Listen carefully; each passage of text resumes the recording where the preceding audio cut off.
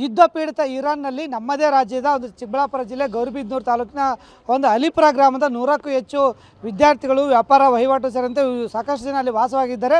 ಈಗ ನಾವು ಅಲಿಪುರ ಗ್ರಾಮದಲ್ಲಿದ್ದೀವಿ. ಅಲಿಪುರ ಗ್ರಾಮದ ಈ ಕೆಲವರು ಅಲ್ಲಿ ವಾಸವಾಗಿದ್ದು ಈ ಕಡೆ ಬರೋಕ್ಕಾಗದೆ ಇರೋಕ್ಕಾಗದೆ ಅಲ್ಲಿ ಒಂದು ಪರದಾಡ್ತದೆ ಅಂತಕ್ಕಂಥ ಮಾಹಿತಿ ಇದೆ. ಈಗ ನಮ್ಮ ಒಂದು ಅಲಿಪುರದ ಒಂದು ರೋಷನ್ ಅಂತಕ್ಕಂಥವ್ರು ಇದ್ದಾರೆ. ಅವ್ರ ಮಗಳು ಸಹ ಅಲ್ಲಿ ಓದ್ತಾ ಇರ್ತಕ್ಕಂಥ ಮಾಹಿತಿ ಇದೆ. ನಿಮ್ಮ ಮಗಳು ಅಲ್ಲಿ ವಿದ್ಯಾಭ್ಯಾಸ ಮಾಡ್ತಾರೆ ಅಥವಾ ಕೆಲಸ ಮಾಡ್ತಾ ಇದ್ದಾರೆ, ಅಲ್ಲಿ ಈ ಪರಿಸ್ಥಿತಿ ಹೇಗಿದೆ ಅಂತ ನಿಮ್ಮ ಹತ್ರ ಮಾತಾಡಿದ್ರಾ? ನಮ್ಮ ಮಗಳು ಸೈಯದ ಮುಫರೈಜ್ ಜೈನಬ್ MBBS ಕಂಪ್ಲೀಟ್ ಆಗಿದೆ. ಇನ್ನು 6 ತಿಂಗಳೈತೆ ಇದು ಇಂಟರ್ನ್ಶಿಪ್ ನಡೀತಾ ಇದೆ. ಅವರು ನೆನ್ನೆ ಒಂದು ಸ್ವಲ್ಪ ಈ ಘಟನೆ ನಡೆದಿದ್ರಲ್ಲ, ಅವರು ಹಾಸ್ಪಿಟ್ಲಾಗಿತ್ತು. ಅವರು ಹಾಸ್ಪಿಟ್ಲಿಂದ ಅವರು ಸ್ವಲ್ಪ ಮೆಸೇಜ್ ಕೊಟ್ಟಿದ್ರು, ಅವರು ಹಿಂಗೆ ಘಟನೆ ನಡೆದಿದಂತ. ಅವರು ಹಾಸ್ಪಿಟ್ಲಿಂದ ನಡೆದು ಕುಮ್ಮಂದ ಐತೆ, ಅವ್ರು ಹೋಗಿ ಅಲ್ಲಿ ಸೇರ್ಕೊಬಿಟ್ಟವ್ರೆ. ಅವರು ನಮಗೆ ಫೋನ್ ಮಾಡಿದರು, ನಮ್ದು ಏನು ಚಿಂತೆ ಇಲ್ಲ, ನಮಗೇನು ನಾವು ಸೇಫಾಗಿದ್ದೀನಿ, ನಮ್ಮ ಗುರುಗಳಿಗೆ ಹಿಂಗೆ ಬಲಿದಾನ ಕೊಟ್ಟಾರ, ನಾವು ಅವ್ರ ಮೇಲೆ ಬಲಿದಾನ ಕೊಟ್ಟೋಕ್ಕೆ ನಾವು ರೆಡಿ ಇದ್ದೀವಿ, ನಾವು ಇಲ್ಲೇ ಇಂಡಿಯಾಕ್ಕೆ ಬರೋಕ್ಕೆ ನಾವು ಸಾಧ್ಯ ಇಲ್ಲ ಅಂತ ನಮ್ಮ ಮಗಳೇ ಹೇಳಿದರು. ಅವರು ಅಲ್ಲ, ಅಂದರೆ ಅವರು ಇರಾನ್ನಲ್ಲಿ ಎಲ್ಲಿದ್ದಾರಂತೆ? ನಿಮ್ಮ ಜೊತೆ ಯಾವಾಗ ಮಾತಾಡಿದ್ದು ಕೊನೆಗೆ? ನನ್ನೇನು ಮಾಡಿದ್ದು ಅವ್ರ ಫೋನು. ಇವತ್ತು ಸ್ವಲ್ಪ ಇದು ನೆಟ್ಟು ನಡೀತಾ ಇಲ್ಲ, ಅಲ್ಲ ಆಫ್ ಆಗಿದೆ.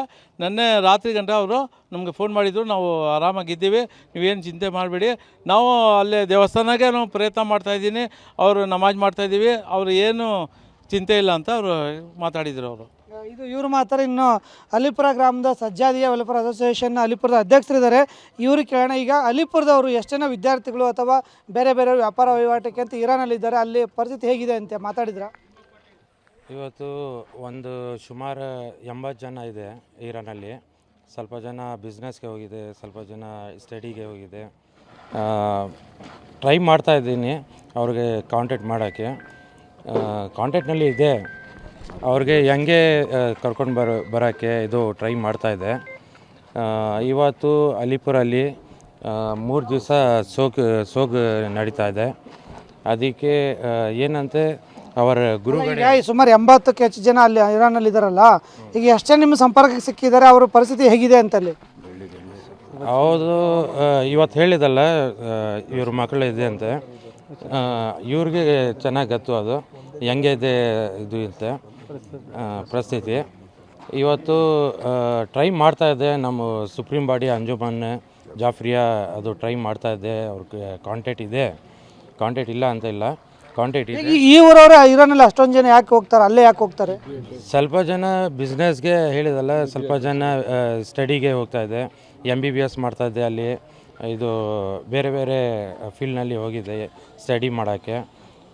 ಸುಮಾರು 80-90 ಜನ ಇದೆ ಸರ್ ಅಲ್ಲಿ. ಈಗ ಅಲ್ಲಿರ್ತಕ್ಕಂಥವ್ರಿಗೆಲ್ಲ ಅಲ್ಲಿ ಸೇಫ್ ಆಗಿದ್ದಾರೆ? ಹಾಂ, ಸೇಫಾಗಿದೆ ಸರ್. ಈಗ ಇನ್ನೂ ಏನು ಇದಿಲ್ಲ, ಸೇಫಾಗಿದೆ, ಎಲ್ಲ ಜನ ಸೇಫಾಗಿದೆ ಅಲ್ಲಿ.